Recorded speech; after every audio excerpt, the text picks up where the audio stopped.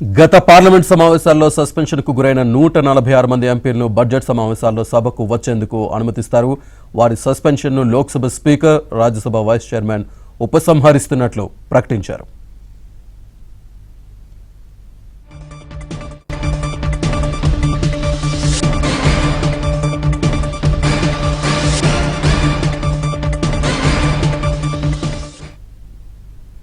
గత పార్లమెంట్ సమావేశాల్లో గందరగోళం సృష్టిస్తూ వెల్లోకి దూసుకువస్తున్నారన్న ఆరోపణలతో 146 మంది విపక్ష ఎంపీలను సస్పెండ్ చేశారు. ఈ కార్యక్రమం దశల వారీగా జరిగింది. దీనిపై సభలో వెలుపల విపక్షాలు ధర్నాలు చేశాయి. బడ్జెట్ సమావేశాలకు వారంతా హాజరయ్యే అవకాశం లేదని అనుమానించారు.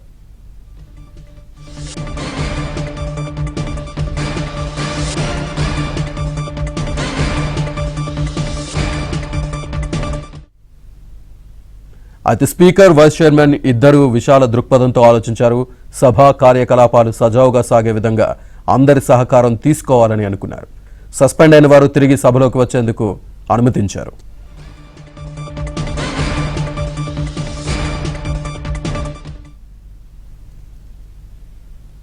ఇది అంశానికి సంబంధించి పూర్తి డీటెయిల్స్ మా ఢిల్లీ బ్యూరో చీఫ్ కృష్ణ అందిస్తారు.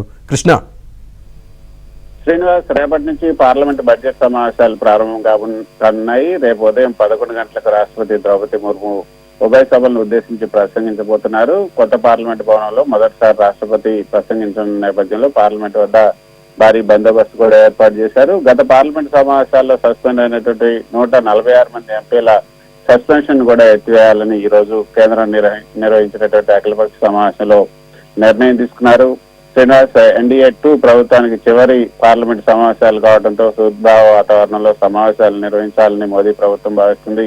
కీలక బిల్లులన్నిటికీ కూడా గత సమావేశాల్లోనే ఆమోదం తెలపడం తర్వాత ఇప్పుడు ఓటాన్ అకౌంట్ పైనే ప్రస్తుతం మోదీ ఎక్కువ దృష్టి సారించారు. ప్రస్తుత సమావేశాల్లో 19 బిల్లులను ఆమోదించే అవకాశాలున్నాయి. ఈ బిల్లులన్నీ కూడా ఇప్పటికే ఉభయ సభల్లో ప్రవేశపెట్టినందున ఆ ఆమోదం తెలిపేందుకు చర్చకు వచ్చే అవకాశం ఉంది.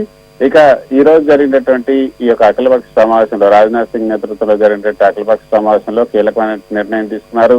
మొత్తం గత శీతాకాల పార్లమెంట్ సమావేశాల్లో ఇరు సభలకు సంబంధించినటువంటి 146 మంది ఎంపీలు సస్పెండ్ అయ్యారు. వీరిలో 132 మంది ఆ సమావేశాల వరకే సస్పెండ్ అయ్యారు. కాబట్టి వాళ్ళ యొక్క సస్పెన్షన్ ఆటోమేటిక్ గా రివోక్ అవుతుంది 132 మందిది.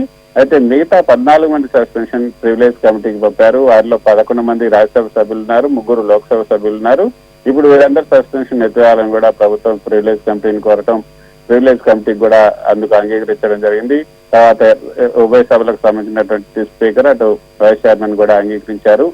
ఈ విషయాన్ని పార్లమెంటరీ వ్యవహారాల శాఖ మంత్రి ప్రహ్లాద్ జోషి కూడా తెలిపారు.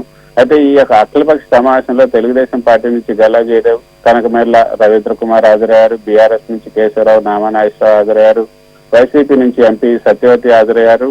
ఈ సమావేశంలో విభజన చట్టం హామీలను అమలు చేసే కాల పరిమితి ముగుస్తున్న నేపథ్యంలో ఆ హామీలను ఈ యొక్క తెలుగు రాష్ట్రాలకు సంబంధించినటువంటి ఎంపీలంతా కూడా ప్రస్తావించారు. విభజన హామీలతో పాటు ఏపీ పరిస్థితుల గురించి కూడా తెలుగుదేశం ఎంపీలు మాట్లాడారు. పోలవరం ప్రాజెక్టు నిధులు, ప్రత్యేక హోదా గురించి కూడా వైఎస్ఆర్సీపీ ఎంపీ డాక్టర్ సత్యవతి మాట్లాడారు. మొత్తానికైతే రేపటి నుంచి పార్లమెంట్ సమావేశాలు ప్రారంభం కాబోతున్నాయి.